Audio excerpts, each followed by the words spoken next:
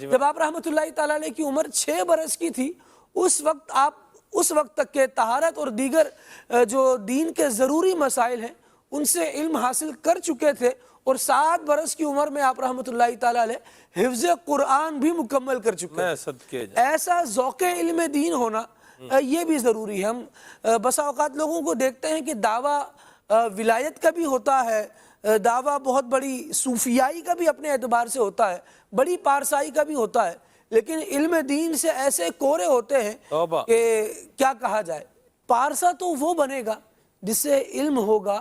کہ پارسائی کن چیزوں میں پوشیدہ ہے۔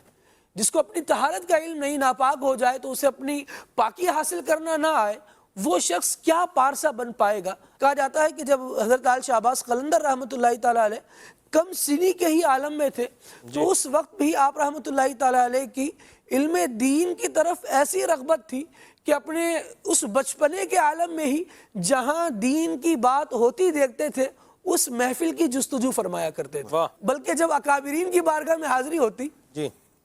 تو حضرت لال شاہ عباس قلندر رحمتہ تعالیٰ علیہ کو وہ دیکھ کر یہ ارشاد فرماتے کہ لوگوں نے ہم سے علم حاصل کیا ہے اور ہم عثمان مروندی رحمتہ تعالیٰ علیہ سے علم حاصل کرتے ہیں۔ حضرت بہاؤالدین زکریا ملتانی رحمتہ تعالیٰ علیہ آپ کے ہم نشینوں میں ہیں۔ آپ کے ایک روایت کے مطابق آپ کے پیر صاحب بھی بہاؤالدین زکریا ملتانی رحمتہ تعالیٰ علیہ ہیں، لیکن آپ رحمتہ تعالیٰ علیہ اپنی زندگی کا ایک بڑا عرصہ بہاؤالدین زکریا ملتانی رحمتہ تعالیٰ علیہ کے ساتھ رہے، بابا فرید رحمتہ تعالیٰ علیہ کے ساتھ رہے، مخدوم جہانی جلال الدین رحمتہ تعالیٰ علیہ کے ساتھ حضرت لال شاہ عباس قلندر رہ رہے ہیں، اور یہ وہ اہل سنت کے اکابرین علماء ہیں، اہل سنت کے لیے یہ نشان منزل قرار پاتے ہیں۔ بہاؤالدین زکریا ملتانی رحمتہ تعالیٰ علیہ کے حوالے سے تو یہاں تک ملتا ہے کہ آپ رحمتہ تعالیٰ علیہ نے ملتان میں زبردست یونیورسٹی قائم کی تھی کہ جس میں دور دراز سے تشنگان علوم